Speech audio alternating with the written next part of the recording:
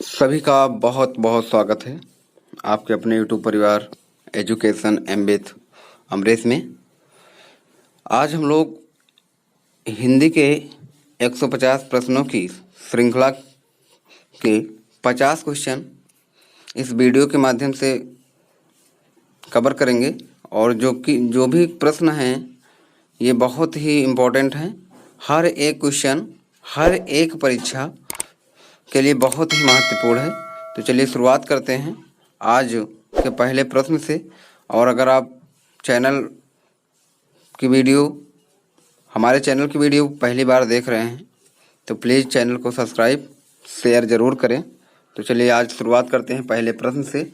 और पहला प्रश्न जो है कि किस नाटककार ने अपने नाटकों के लिए रंगमंच को अनिवार्य नहीं समझा? तो जयशंकर प्रसाद। कहने का मतलब है कि जयशंकर प्रसाद जो हैं वो अपने नाटक के लिए, अपनी कला के लिए रंगमंच को अनिवार्य नहीं समझा। अगला क्वेश्चन है कि किस पुस्तक को 15 भारतीय भाषाओं और 40 विदेशी भाषाओं में अनुवाद किया जा चुका है? कौन सी पुस्तक है जिसका 15 भारतीय भाषाओं और 40 विदेशी भाषाओं में अनुवाद किया गया? तो पंचतंत्र, जिसके लेखक विष्णु शर्मा हैं। पंचतंत्र के लेखक विष्णु शर्मा। अगला क्वेश्चन है कि किस भाषा को द्रविड़ परिवार की सभी भाषाओं की जननी कहा जाता है? तो तमिल भाषा है जो द्रविड़ परिवार के सभी भाषाओं को क्या कहा जाता है? जननी, यानी कि माता कहा जाता है। अगला क्वेश्चन है कि किस भाषा को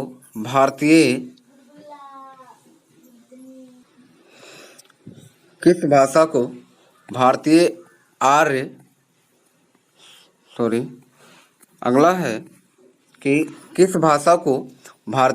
भाषाओं की जननी, भारतीय आर्य संस्कृत के आधार, देव भाषा आदि नामों से जाना जाता है? तो वो संस्कृत भाषा है।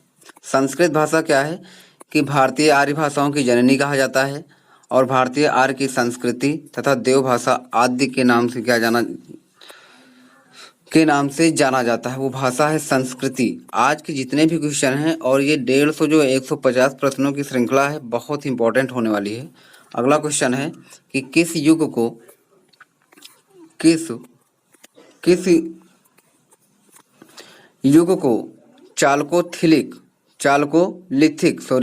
चालकोलिथिक युग कहा जाता है? तो ताम्रपाषाण युग को चालकोलिथिक युग कहा जाता है।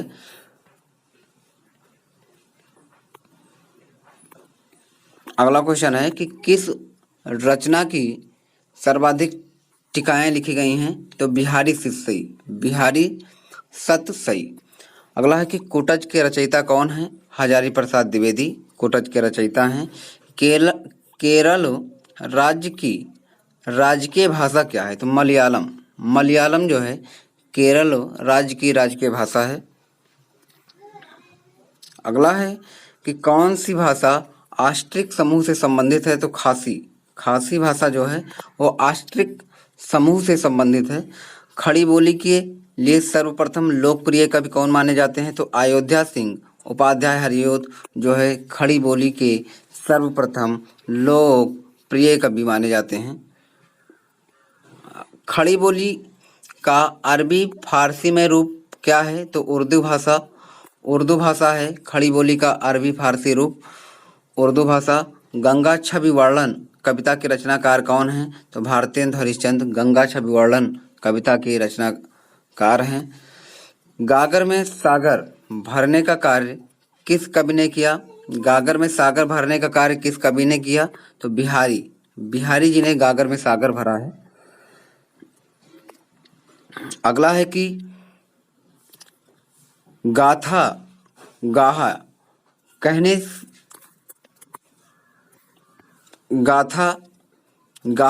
से किस लोक प्रचलित काव्य भाषा का बोध होता है? तो प्राकृतिक भाषा का। गुप्त वंश का संस्थापक कौन था? तो गुप्त वंश का संस्थापक श्रीगुप्त थे। गोदान किसकी कृति है? बहुत ही इंपॉर्टेंट होने वाली है, प्रेमचंद की। हर परीक्षा के लिए, सभी कॉम्पिटिटिव एग्जाम के लिए जितने भी प्रश्न हैं सभी प्रश्नों को आप जरूर देखें, जरूर क्लियर करें, क्योंकि ये जितने भी क्वेश्चन हैं सभी कॉम्पिटिटिव एग्जाम के लिए बहुत ही इम्पोर्टेंट होने वाले हैं, बहुत ही इम्पोर्टेंट होने वाले हैं। तो गोदान किसकी कृति है? तो प्रेमचंद जी की। अगला क्वेश्चन है,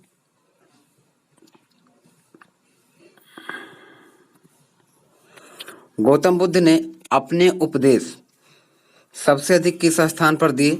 श्रीवस्ती में। श्रीवस्ती में। अगला है कि घनिष्ठ की शुद्ध उत्तर अवस्था क्या है? तो घनिष्ठतर। घनिष्ठतर। चंद्रप्रदायी किसके दरबारी कवि थे? तो पृथ्वीराज रासो के। चंद्रप्रदायी दरबारी कवि थे पृथ्वीराज रासो के। अगला है कि चंदन विष व्यापत नहीं, लिपटे राहत भुजंग, इस पंक्ति के रचयिता कौन है? तो रहीम। रहीम जी हैं। शरणदास चोर किसकी नाट्य कृति है? तो हबीब तनवीर की। हबीब तनवीर की जितने भी प्रश्न हैं ये सभी परीक्षाओं में जरूर पूछे जाते हैं, तो आप वीडियो को पूरी वॉच करें। अगला है कि चांद का मुंह टेढ़ा, चांद का मुंह टेढ़ा के रचयिता कौन है? तो गजानन माधव मुक्ति बोध। गजानन माधव मुक्ति बोध जो हैं चांद का मुंह टेढ़ा काव्य के रचयिता हैं। अगला क्वेश्चन है कि चारों चंद की शुद्ध भावात्मक संज्ञा क्या है? चार शब्द की शुद्ध भावात्मक संज्ञा क्या है? तो चारुता। चारुता। चिंतामणि के रचयिता कौन है? रामचंद्र शुक्ल चिंतामणि के रचयिता हैं। चीनी यात्री हैंसोंग सर्वप्रथम किस भारतीय राज्य पहुंचा? कपिसा। कपिसा में पहुंचा। अगला है कि चीनी तिब्बती भाषा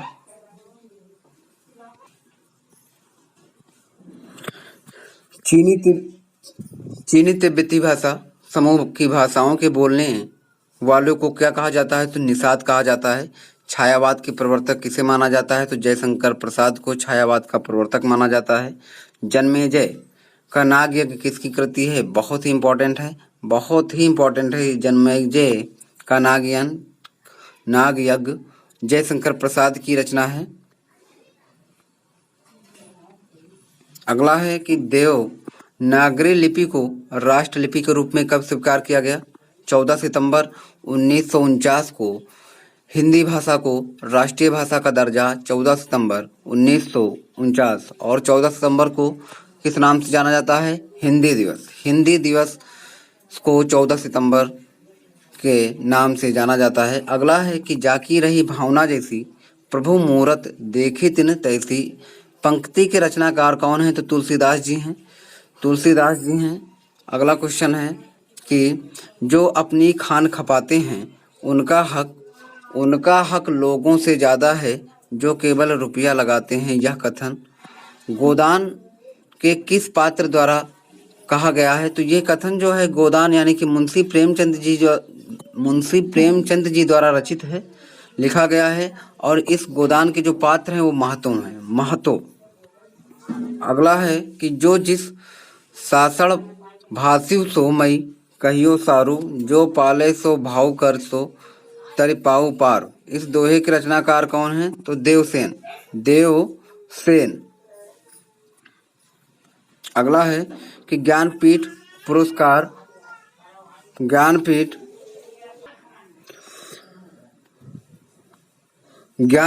पुरस्कार किस क्षेत्र में श्रेष्ठ कार्य के लिए दिया जाता है? तो साहित्य के क्षेत्र में जो ज्ञानपीठ पुरस्कार है वो साहित्य के क्षेत्र के लिए। अगला है कि ज्ञान मार्गी शाखा के कवियों को किस नाम से पुकारा जाता है? तो संत कवि। जो ज्ञान मार्गी शाखा के कवि हैं उन्हें संत कवि के नाम से जाना जाता है।